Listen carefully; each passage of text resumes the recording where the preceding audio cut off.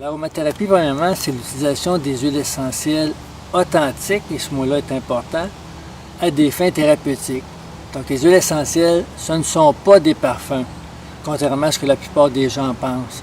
Les huiles essentielles sont de véritables médicaments que la nature met à notre disposition.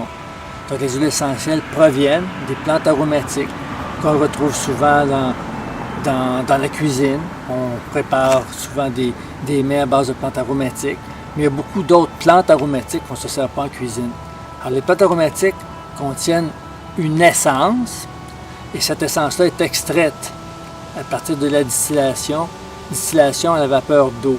Mais la distillation doit être conduite de la bonne façon. C'est ce qui fait la différence entre une huile essentielle qu'on retrouve communément dans les boutiques de produits naturels, dans les pharmacies, et une huile essentielle qui a des propriétés thérapeutiques.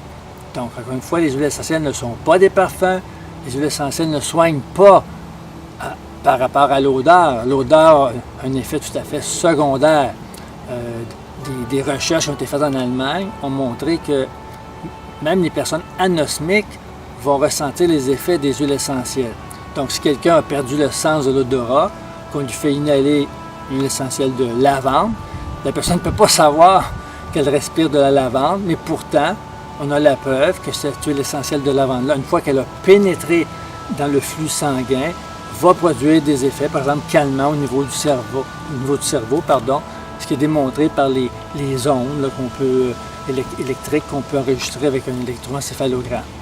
Donc, les huiles essentielles, à condition qu'elles soient authentiques, à condition qu'elles soient correctement utilisées, peuvent permettre de remplacer tous les médicaments usuels, souvent peuvent faire mieux, et tout ça sans effet secondaire. Les huiles essentielles aussi peuvent permettre d'améliorer notre qualité de vie.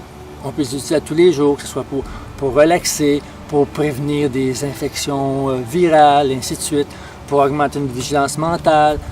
Il y a des huiles essentielles qui sont anti-inflammatoires, des huiles essentielles qu'on peut utiliser en préparation du sport, par exemple, avant une compétition sportive, et des huiles essentielles qu'on peut utiliser pour détendre les muscles. On peut les utiliser après une compétition sportive, encore une fois, là, pour détendre les muscles qui sont contractés, ainsi de suite. Il y a des huiles essentielles qui sont calmantes, des huiles essentielles qui peuvent remplacer l'Ativan ou le Valium. Récemment, il y a environ 2 ans de ça, il y a une publication scientifique qui a paru où on comparait les résultats de 80 mg de lavande, ce qui vaut à peu près 4 gouttes de lavande par jour, par rapport à un comprimé d'Ativan ou l'équivalent. Et la lavande était aussi efficace et sans effet secondaire.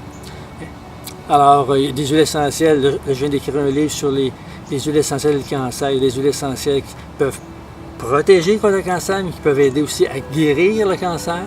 Il y a des huiles essentielles qui sont bonnes pour le système digestif. Donc, enfin, tous les problèmes de santé qu'on peut avoir, on peut s'aider en les prévenant ou en les guérissant avec les huiles essentielles. Et c'est ce qu'on va voir au cours de cette formation-là que je vous propose. Comment utiliser les huiles essentielles de façon sécuritaire et agréable.